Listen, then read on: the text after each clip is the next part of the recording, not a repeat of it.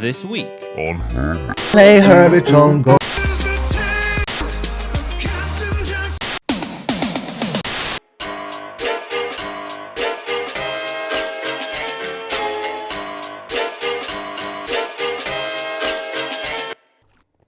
It's Vex time now on the server here, Cub. Look at that giant hourglass. Yep, got the hourglass filled up because time has run out, and now it's Vex time all the time here. Oh, snap. Welcome to the VexCraft recap. I'm your host VexLriffs, our writer is ZloyVexP, and yes, we might have a case of associative Stockholm Syndrome. For those unaware, the collaborative force of Cubfan and Good Times with Scar, also known as the Convex, went on a little bit of a rampage the other day. The thing is, after the weeks of activity, there weren't that many members of Hermitcraft that they haven't already pranked. So to save some time and make sure no one felt left out, the Convex decided to swiftly prank them all at once and put an end to it. Which they did in a single pranktastic episode, except for the putting an end to it part. The final victims were people who failed to provide an offering to the Convex Church on time. That included XB Crafted, who might have been on hiatus from his season at that point, or maybe he just couldn't be bothered to go several thousand blocks to drop some trash into a hopper. As a result, his mansion was absolutely overtaken by Vex heads and made into their secondary headquarters, complete with the return of that parrot whose tail this whole thing is, apparently. I've heard rumors. Yep, he's back. Oh, Captain Jack, you're back. He's back. He never left, man. He never left. Next up, the Convex visited the head god temple that Cleo has been building this whole season and refurbished it into a holy place of their own. Of course, reworking our writer's head and hollowed out body in the process, so there's no rest for the wicked. Which causes Cleo to purge the place with fire and swear bloody vengeance, since that's what she always does. Fires rage on for probably forever, considering I think fire spread is actually not a thing at the moment. To those poor unfortunate souls.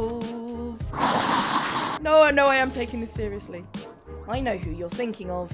It's time to make an army. Meanwhile, Cub and Scar have moved on to Python's base, where with the help of some terracotta and painful puns, they gift Python the linguistical nightmare of a TNT and T mug. T and TNT.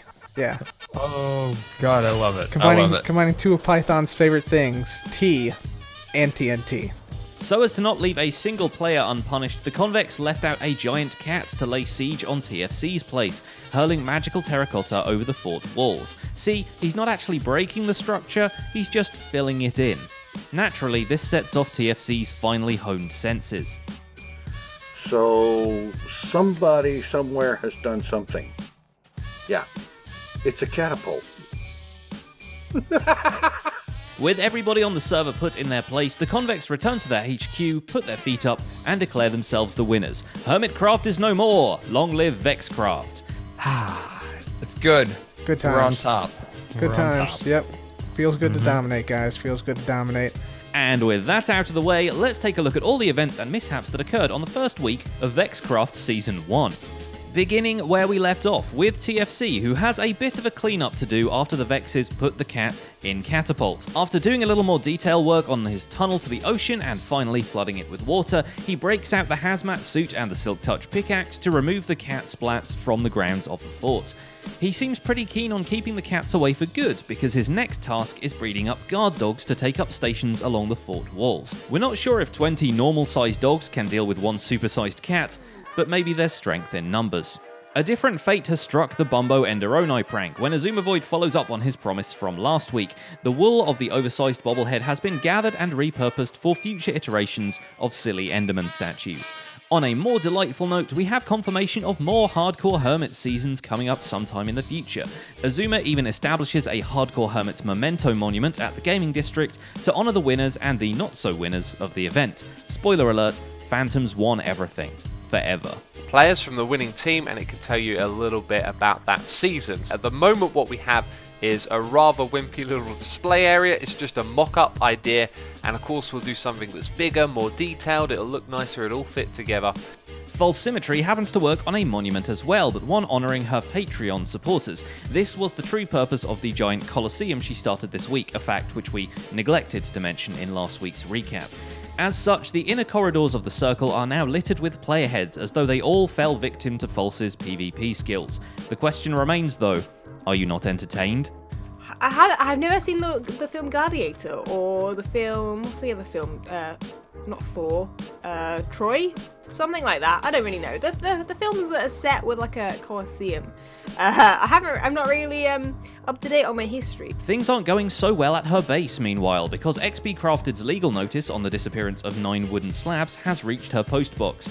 Not in the mood to deal with his antics, False issues her own, not legally binding at all, restraining order, in the form of a simple promise to kick XP's butt if he so much as steps foot on her island. And so, with the help of her subscribers' design skills, False digs even deeper into the holes in the centre of her land, figuring out the interior of it as she goes. So yeah, in the live stream I collected a whole bunch of gravel, a whole bunch of sand, and I made myself a whole bunch of glass, and made myself a whole bunch more concrete. Man, just concrete just takes so long to make. It seems to be the season for giant holes in the ground, or perhaps they're contagious. Either way, Mumbo wants one as well. But fresh from the thrill of TNT land, he decides to blast his way to bedrock level on the outskirts of his seaside town, then decorate the whole thing to resemble a redstone mining operation. Despite the explosives involved, it's still safer than his own redstone mining attempts. Oh, now that's a little bit more like it. It does seem to be a little bit...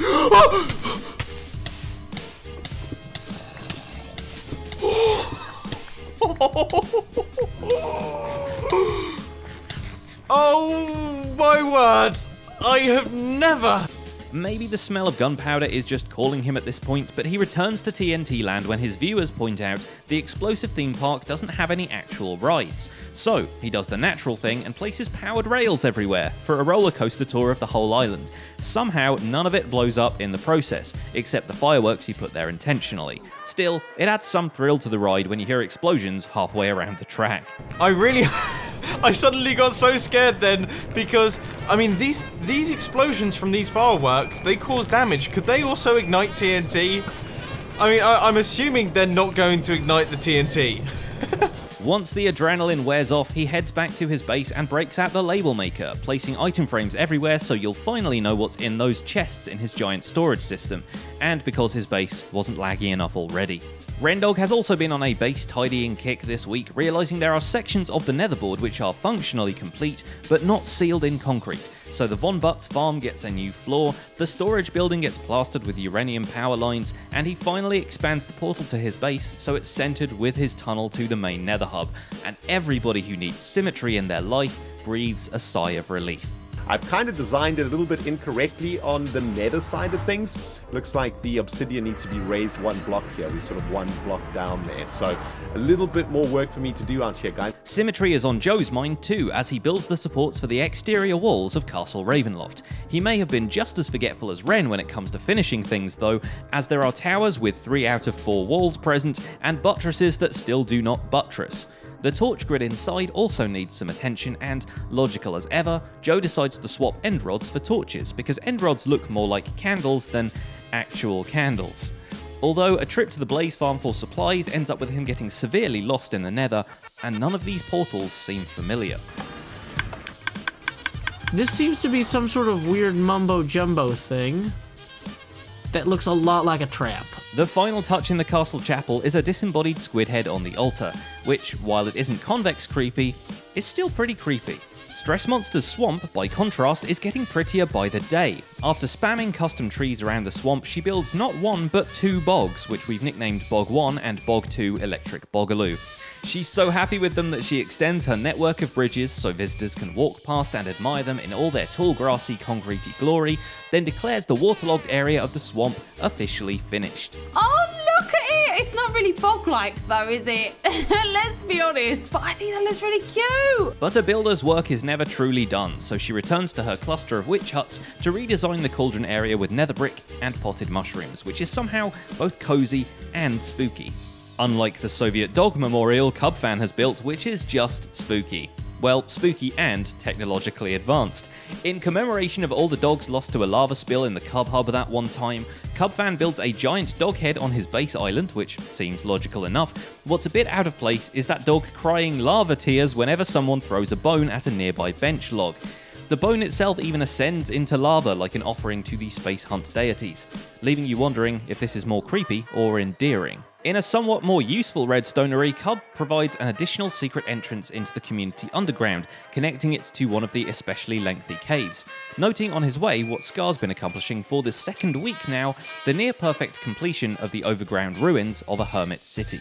It turns out Scar's been hard at work not just with puns made into pranks, but also with the last empty bits of the community overground. As the last dark tentacles rip through the remnants of once mighty civilization, they now encounter dead trees and decrepit houses, all custom fit for the project. With that, we can finally announce the common grounds of Season 5 Hermitcraft done and dusted for the third week in a row. And no, we're going down! Oh my gosh. We survived that! Literally on like death, not death, landed in the most perfect spot ever. What happened? Oh, the electric broke. And that's just about it for this week's recap. Our writer is LoyXP, and my name is Pixel Riffs. Our recap of Hardcore Hermits wrapped up this week, so go check that out in the end cards if you haven't already. Leave a like while you're still here, and subscribe so you won't miss future recaps. Thanks for watching, and we'll see you next week.